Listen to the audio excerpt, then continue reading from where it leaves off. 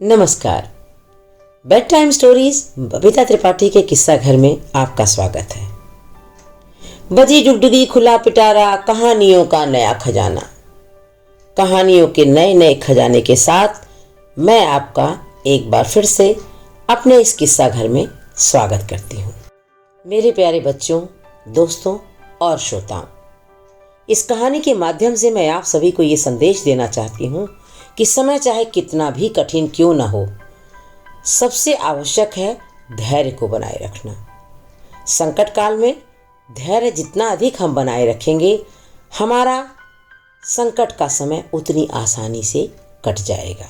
और हाँ, ये कतई न भूलें कि संकट कटने के बाद उचित अवसर देखकर अपनी प्रतिभा का प्रदर्शन अवश्य करें। तो चलते हैं सीधे कहानी पर। लेकिन हाँ, एक बात तो मैं आपसे कहना भूल ही गई कि आपको मेरे इस चैनल को लाइक, सब्सक्राइब और शेयर अवश्य करना है। हाँ, बेल आइकन को भी जरूर दबा दीजिएगा ताकि जब भी मैं कहानियाँ अपलोड करूँ आप तक उनकी नोटिफिकेशंस जरूर पहुँच जाए। संकट चाहे जितने आए पर धीरज को सदा बनाए। संकट चाहे जितने आए पर धीरज को सदा बनाए। उचित समय आते ही बच्चों अपनी प्रतिभा को दिखलाएं। उचित समय आते ही बच्चों अपनी प्रतिभा को दिखलाएं। बप्पा रावल एक ऐसा नाम जिसे राजस्थान के जनक के रूप में जाना जाता है। थानेश्वर और कन्नौज के राजा हर्षवर्धन की मृत्यु होते ही भारत फिर से एक बार छोटे छोटे राज्यों में बंट गया।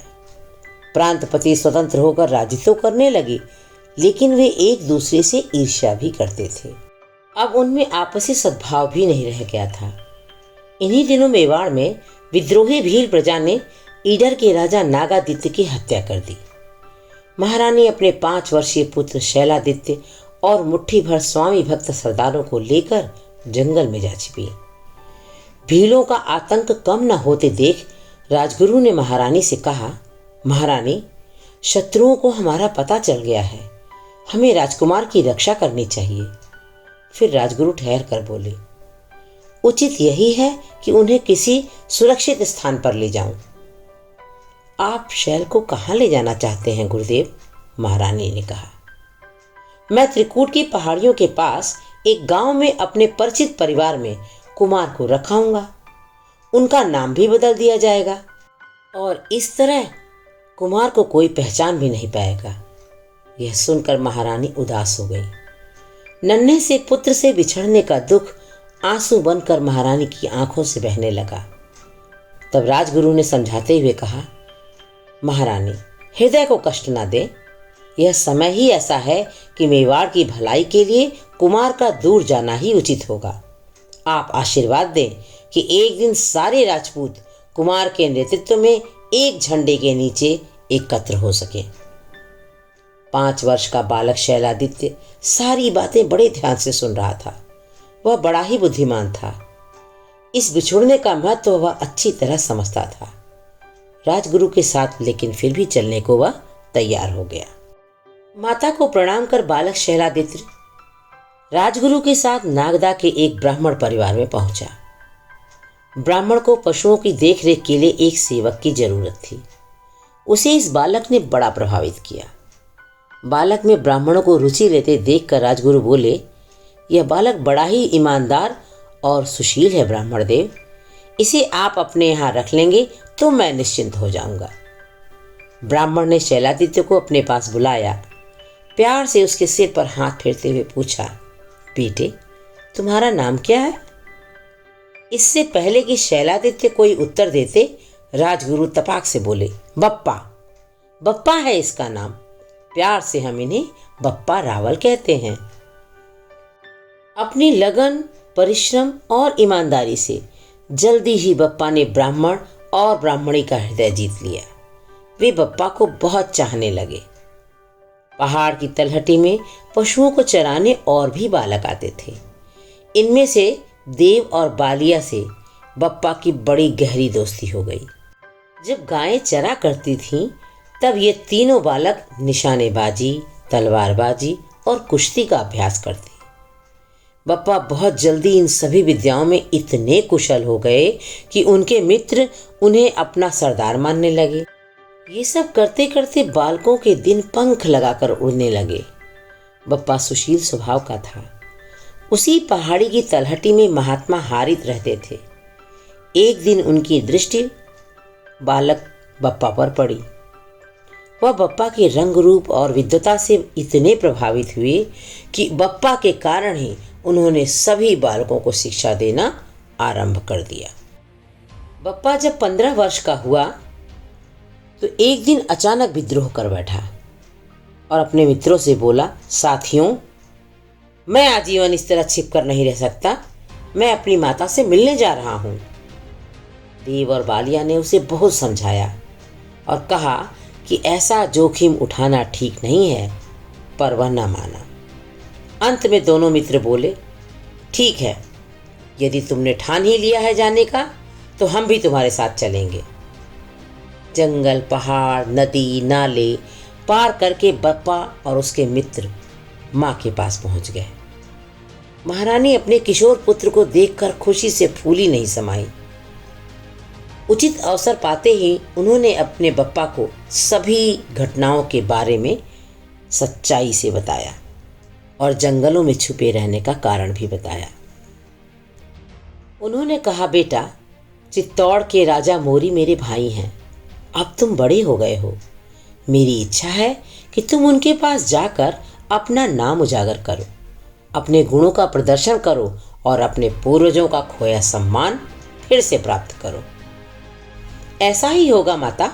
मैं प्रण करता हूँ कि जब तक मैं अपने पूर्वजों का खोया राज्य जीत नहीं लूँगा, पल भर भी चैन से नहीं बैठूंगा, बालक बप्पा ने दृढ़तापूर्वक कहा। मुझे तुमसे यही आशा है पुत्र, महारानी ने बप्पा को हृदय से लगाते हुए कहा। महारानी माँ से विदा लेकर बप्पा ने साथियों से कहा, चलो मित्रों, हम आज ही चित्तौड़गढ़ चलेंगे। तीनों मित्र चित्तौड़ की ओर रवाना हो गए। वे सीधे राजा मोरी के दरबार में पहुंचे। राजा मोरी ने किशोर बप्पा का दमकता चेहरा देखा, गर्व से उठा भाल देखा तो प्रसन्न हो उठे। बोले, परिचय? बप्पा ने अपना परिचय दिया और बोले, मैं ईडर के राजा नागादित्य का पुत्र शैलादित्य। यह सुनकर राजा ने अपने भांजे को गले से लगा लिया। जल्दी ही बप्पा ने राजा मोरी का हृदय जीत लिया। पूरे 1 वर्ष तक राजा ने बड़े धैर्य और सावधानी पूर्वक बप्पा की योग्यता की परीक्षा की।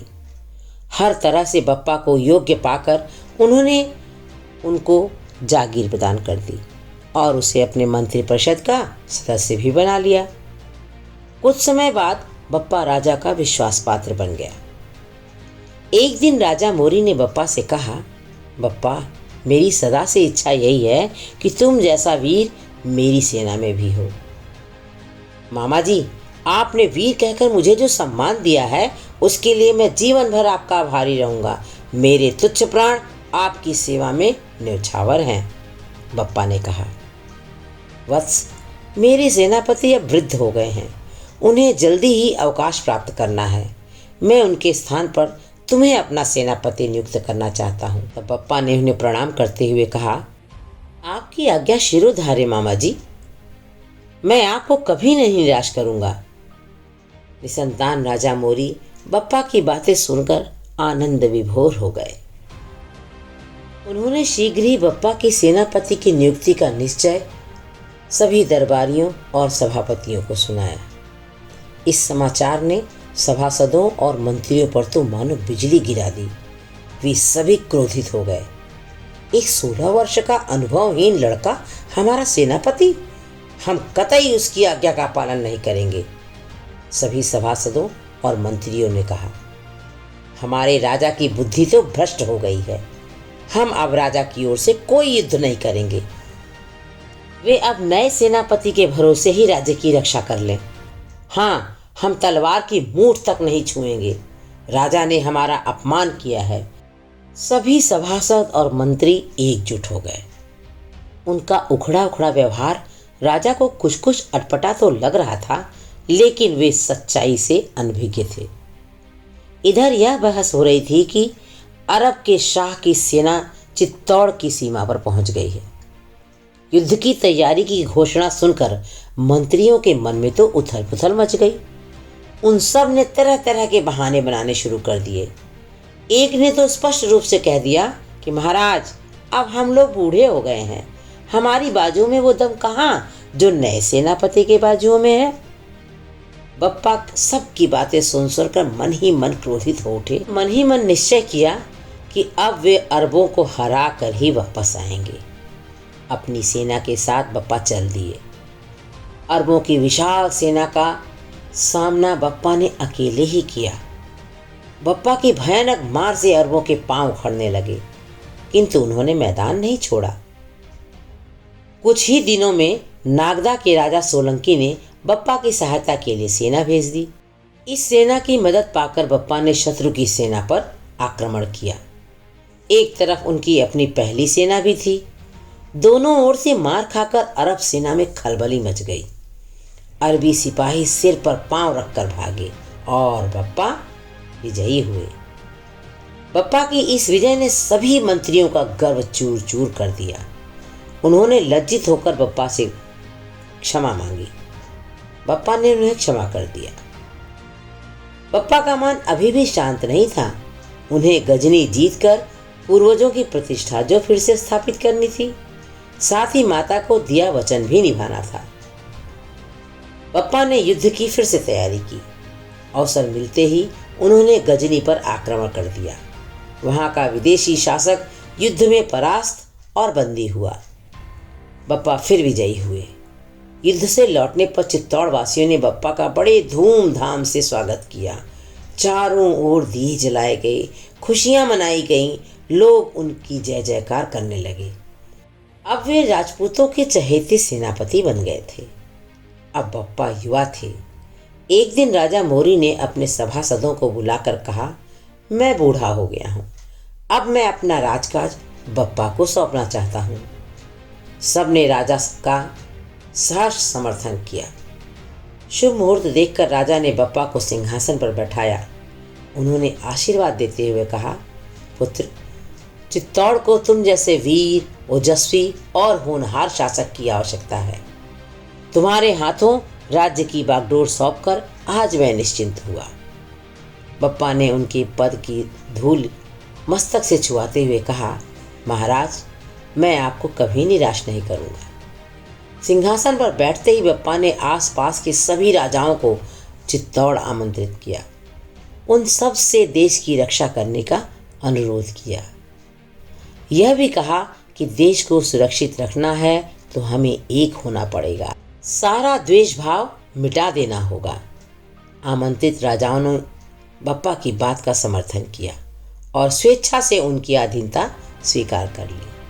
बप्पा ने अन्य राजाओं को पराजित कर पहली बार राजस्थान को संगठित किया और बप्पा के राज्य में, राजस्थान में सुख समृद्धि की लहर दौड़ गई। तो बच्चों, इस कहानी से क्या सीख मिलती है, आइए ये भी जान लेते हैं। इस कहानी से ये सीख मिलती है कि संकट काल में हमें भी बप्पा की तरह धैर्य बनाए रखना चाहिए और सुअवसर यानी कि उचित अवसर मिलने पर अपनी प्रतिभा का प्रदर्शन करना चाहिए। धन्यवाद बच्चों। कहानी आपको कैसी लगी कमेंट बॉक्स में लिखकर मुझे ज़रूर बताइएगा। अगली और अच्छी कहानी के साथ मिलती हूँ आपसे। तब तक के लिए नमस्कार।